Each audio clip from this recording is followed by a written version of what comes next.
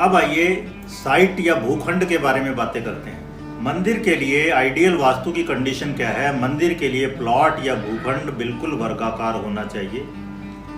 वर्गाकार भूखंड को ब्राह्मण भूखंड माना गया है, या फिर उचित परिशोधन के साथ ऐसा बनाया जाना चाहिए।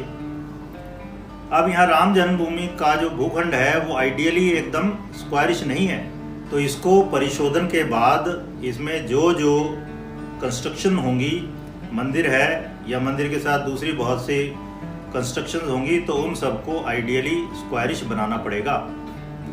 भूमि की ढलान उत्तर पूर्व या पूर्व की ओर होनी चाहिए। अब यहाँ पर भगवान राम क्योंकि क्षत्रिय हैं तो ढलान पूर्व की ओर रखनी चाहिए आइडियली। 4 भौगोलिक मुख्य दिशाएं भूखंड के समानांतर होनी चाहिए, कोनों में नहीं होनी चाहिए। तो ये ध्यान रखना चाहिए उस वक्त जब मंदिर बनाया जाएगा या बाकी सब कंस्ट्रक्शंस होंगी कि मुख्य दिशाएं उनके समानांतर हो, कंस्ट्रक्शन के समानांतर हो, कोनों में ना हो। तो इसको करने की तरीके क्या है? वास्तुशास्त्र के अनुसार शंकु स्थापन की विधि से यह सब किया जाता है। बिल्कुल ईस्ट ओरिएंटेशन मंदिर का रखना है, तो उसके लिए पुराने जो शास्त्र में कहा गया शंकु स्थापन, आजकल जो मैग्नेटिक कंपास से कर लेते हैं वो ठीक नहीं है। ये समझिए कि धरती की एक ज्योग्राफिकल एक्सिस है और एक मैग्नेटिक एक्सिस है, वो दोनों सेम नहीं है। ये ज्योग्राफिकल एक्सिस है, ये मैग्नेटिक एक्सिस है, मान लो ये बिल्कुल ऐसे कोइंसाइड नहीं करती। ये मैग्नेटिक एक्सिस ज्योग्राफिकल एक्सिस से ईस्ट या वेस्ट की ओर इस तरह से टिल्ट होती रहती है। तो शंकु स्थापन की विधि से सही दिशा कब निर्धारित की जाती है? 21 मार्च या 23 सितंबर को, जब दिन और रात बिल्कुल बराबर होते हैं। इन 2 दिनों में डिसाइड किया जा सकता है एग्जैक्टली नॉर्थ या ईस्ट किधर है, या फिर कंपास द्वारा दिशा प्राप्त करके उसमें प्लस माइनस सुधार करना होता है, तब असली उत्तर दिशा ज्ञात कर सकते हैं। इसको कहते हैं मैग्नेटिक डेक्लिनेशन। तो 23 सितंबर 2020 को अयोध्या का अक्षांश जो है 26 डिग्री 48 मिनट है और देशांतर है 82 डिग्री 14 मिनट। इसमें मैग्नेटिक डेक्लिनेशन 0 डिग्री 43.84 मिनट है। मैग्नेटिक डेक्लिनेशन मैंने आपको बताया भूगोलीय और चुंबकीय धुरी के बीच का कोण।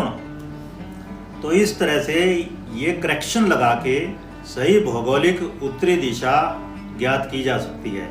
इसके बारे में डिटेल हमने अपनी बुक कॉर्पोरेट वास्तु में दी हुई हैं, तो आप में से जिनका इंटरेस्ट हो किताब को पढ़ सकते हैं। अब आइए वास्तु, ये राम मंदिर अयोध्या का भूखंड का आकार देखिए। ये थोड़ा हैप्जार्ड शेप है, ये कोई एग्जैक्ट स्क्वायरिश या रेक्टेंगुलर नहीं है। तो इसको किस तरह से सही करेंगे? तो ये देखिए, इस तरह से जब कोई हैप्जार्ड शेप हो उसको इस तरह स्क्वायर या रेक्टेंगुलर अलग अलग भूखंडों में डिवाइड कर लिया जाता है।